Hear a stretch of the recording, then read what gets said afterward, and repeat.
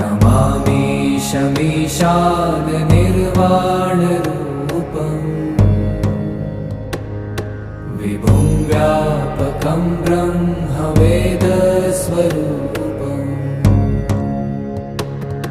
निजं निर्गुणं निर्विकल्पं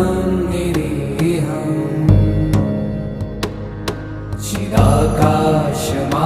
चिदाकाशमाकाशवासं भजेऽहम्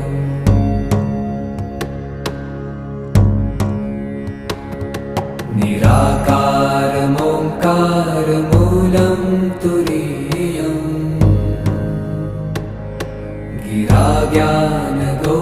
गिराज्ञानगोतीतमीशं गिरि